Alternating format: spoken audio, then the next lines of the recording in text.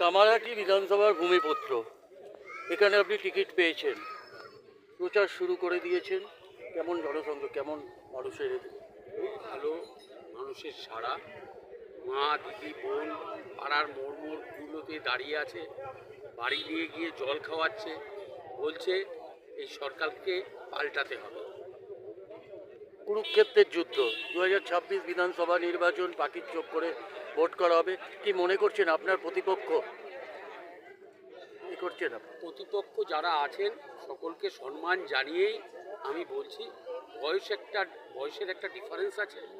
কোথাও 54 বছরের সঙ্গে 73 বছরের দুজনের লড়াই। স্বাভাবিকভাবে যে 54-55 বছরের স্বাভাবিকভাবে সে সব জায়গাতে যাচ্ছে, দৌড়ে দৌড়ে যাচ্ছে, এবং মানুষ চাইবে যে যুবকদের খুঁজে নিতে। তা আমি যা দেখলাম, যেভাবে মানুষের যে রিয়েকশন, তাতে আমি 2026 নির্বাচন, আর কয়েকদিন পরেই আপনার নির্বাচন, অর্থাৎ 29শে এপ্রিল আপনার নির্বাচন। কতটা পরিবর্তন করতে পারবেন এই ধর্মযুদ্ধে, কুরুক্ষেত্রের যুদ্ধ, কতটা পরিবর্তন করতে পারবেন আপনি বাংলায়? তরুণ মুখ একদম। প্রথম কথা হচ্ছে, এই লড়াই জনগণের সঙ্গে তৃণমূলের লড়াই। দুর্নীতিগ্রস্ত একটা দল শিক্ষা চুরি, স্বাস্থ্য চুরি, নারীদের সুরক্ষা দিতে পারছে না, দিয়ে দিচ্ছে না। আমরা আসলে কি বলছি? আমরা বলছি 7 পে কমিশন আমরা আসার 45 দিনের মধ্যেই করব। আমরা মোদিজির আদর্শে আমরা বিশ্বাসী, ভারতীয় জনতা পার্টি। আমরা চাই পশ্চিমবঙ্গের ডেভেলপমেন্ট।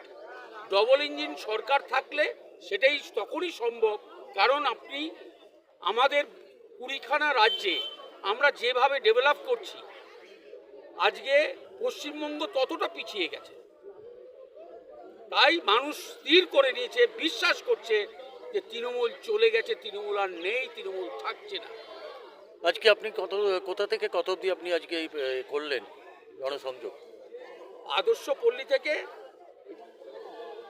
25 নম্বর ওয়ার্ড, এই পুরো জায়গাটা ঘর ঘর, একবারে বাড়িতে বাড়িতে, ডোর টু ডোর দেখা যাচ্ছে। 3 ফিটের গলি, সেইখানেও আমার মাতৃশক্তি দিদিরা, মারা সবাই মিলে আমরা একসঙ্গে, কার্যকর্তা, দেবতুল্য কার্যকর্তারা সবাই আমরা একসঙ্গে কাঁধে কাঁধ মিলিয়ে আমরা যাচ্ছি। এসআইআর এখনো প্রক্রিয়ার অধীন রয়েছে এবং তার সামনেই নির্বাচন, কতটা পক্ষে ভোট হবে বলে মনে করছেন? দেখুন, প্রথম কথা হচ্ছে, ভোট দিতে গেলে কাউর বাবা বা মা মারা গেছেন হয়তো 10 বছর 5 বছর আগে, গিয়ে দেখছেন যে ভোটের সময় ভোটটা দিয়ে যাচ্ছে। তাই ডেড ভোটার চলে গেছে, শিফটিং ভোটার চলে গেছে। সম্পূর্ণটা হচ্ছে নির্বাচন কমিশনের, এতে বিজেপির কোনো হাত নেই। স্বাভাবিকভাবে যে রোহিঙ্গারা আছে তাদের আস্তে আস্তে নাম কাটা গেছে, এতে জ্বালা হচ্ছে তৃণমূলে। কারণ এই ভোট দিয়ে, এই ভোটারদের দিয়েই ছাপ্পা ভোট হতো। তাই এবার আমরা নিশ্চিত 2026 পশ্চিমবঙ্গে ভারতীয় জনতা পার্টি আসছে, সঙ্গে কামারহাটি বিধানসভাতে আসছে। তাহলে স্বচ্ছ নিরপেক্ষ ভোট হবে এবার? আমরা আশা করি, আমরা যেভাবে নির্বাচন কমিশন সিআরপিএফ ডিপ্লয় করেছে, আরও করবে, আমরা আশাবাদী যে স্বচ্ছভাবে এইবার ভোট করা সম্ভব। এত দফার ভোট ছিল, এবার 2 দফার ভোটে আসছে, তো কি মনে করছেন?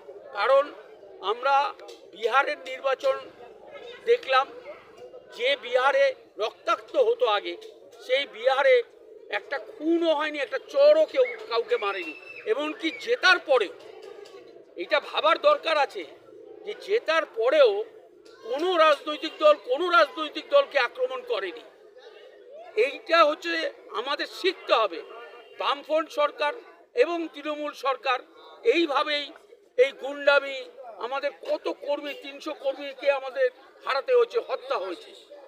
আমরা চাই সুশাসন, যেখানে ভোটের পর বা ভোট চলাকালীন কোনো কর্মী কোনো দলের আক্রান্ত যেন না হয়, কারুর বাড়ির মার কোল যেন খালি না হয়। আমরা চাই স্বচ্ছ প্রশাসন, সেটা সম্ভব ভারতীয় জনতা পার্টি দিতে পারে এই পশ্চিমবঙ্গে। Thank you sir. একটু স্লোগান।